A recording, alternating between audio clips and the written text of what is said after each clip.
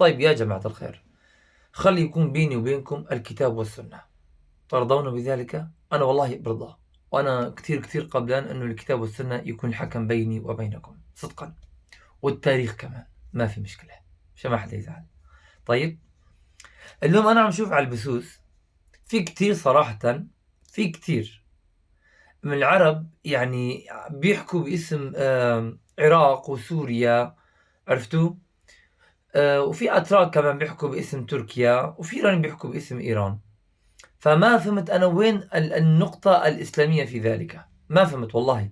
ما دورت ما لقيت.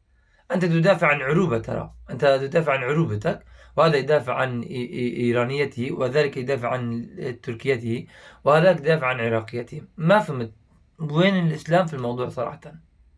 ها؟ إذا كانت على الانقسامات، اللي الآن منقسمة الدول، كل هذا حقيقة في الإسلام لا يجوز. والأصل يعني إنسان يعيش على ما هو عليه، يعني يعيش على أرضه اللي الله سبحانه وتعالى أعطاه إياها، صح؟ يعني في كثير ناس يقول لا، هدول ما لازم يكون عندهم دولة. عم بحكي من وجهة نظر إسلامي، دير بالك. ترى على فكرة أنا سلفي، أنا ما أنتمي لأي أحد غير الكتاب والسنة، بس عم بحكي لأنه في ظلم وفي أكل للحق، وأنا هذا ما أقبله والله. كثير ناس عم تحكي باسم العروبة، وحاطين علم اللي هي أعلام اللي هي ليست إسلامية، ثم تتهجم على الكرد. ما بعرف، تقول كأنه أخذين شيء من أرضك مثلا. لو ترجع للحقيقة هذه الأراضي كلها سايس بيكو قسمها، فأنت تعيش على وهم، وتغذيت أنت بفكر سايس بيكو، وغزوها في الناس في المدرسة، وبين يعني صار 100 سنة أكيد الناس ترعرعت على هذا الأمر. لا، هذه خريطتي يا حبيبي. إذا ترجع للكتاب والسنة هذا كله لا يجوز، ما في هيك كلام. أنا شو ذنبي مثلا الشعب الكردي، شو ذنبه مثلا يعيشوا أو يدفعوا ثمن سايس بيكو النصراني؟ شو ذنبنا نحن نكون ضحية هؤلاء مثلا؟ تخيل لو انه دولة غير كردستان انقسمت. كردستان انقسمت وهي موجودة تاريخيا، لا ترجع للكلام، ارجع للمصادر. تمام؟ لو غير دولة كردستان انقسمت، وبرجع بقول لك بحكي من وجهة نظر اسلامي، لانه اللي قدامي عم يستعمل العرق، ما عم يستعمل الدين. انت تستعمل الدين انا بحطك على راسي، بس انت ما عم تستعمل الدين. فليش انت عم تطلع عليك بنظرة اقل؟ ليش انا اكون درجة ثالثة في المجتمع؟ ليش؟ أنا برجع بقول ليس الإسلام هو المشكلة، لا، المشكلة في هذه العقول التي تربت على سايس وبيكو ويستغلون الدين. تمام؟ ف تخيل لو دولة غير كردستان انقسمت، كيف الناس كدولة عربية، كيف الناس رح تطالب فيها؟ ها؟ وعلى أي أساس رح تطالبوا فيها لأنه هي انقسمت؟ ما في. فنحن مشكلتنا في موضوع سايس بيكو.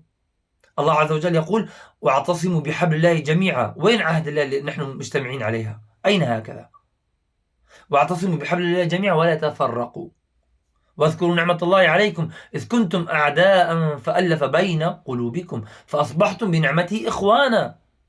هل يا ترى الآن نحن ننظر هكذا؟ لا والله، ما في هذا الكلام، عجزنا في هذا الكلام. فبصراحة أنا تعبت من هالكلام، انه بتجي بلغة عرقية، بتجي بلغة قومية، ثم تشوفني اقل منك. انا ما اقبل هكذا. اولا لاني مسلم ما اقبل هكذا، ثانيا لاني حاجة عندي حق في الحياة اني اعيش كما يعيش غيري. والحمد لله انا مسلم واعتز باسلامي وافتخر بديني، ولي عزة والله اني انا مسلم اتبع سنة النبي صلى الله عليه وسلم واتبع السلف. لي عزة بذلك، كرامة لي، فخر لي، وكثير مثلي هكذا. بس المشكلة اللي قدامي ما عم يستعمل الدين. فعن جد لا حدا يضحك علي صراحة.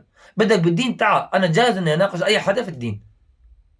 في ناس يا زلمة بدهم ينفوني على الأخير، يعني مو لهالدرجة يا زلمة، والله مو لهالدرجة.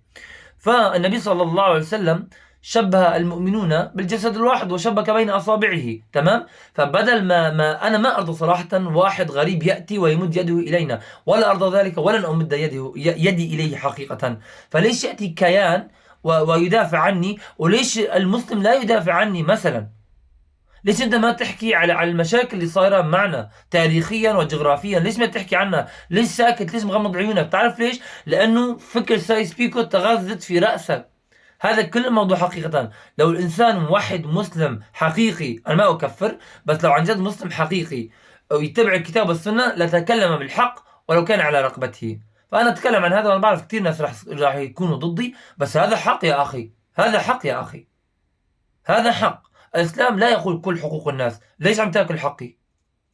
ليش عم تحرمني من حقوقي؟ عم بحكي على القوميين ترى، ما عم بحكي على الموحدين.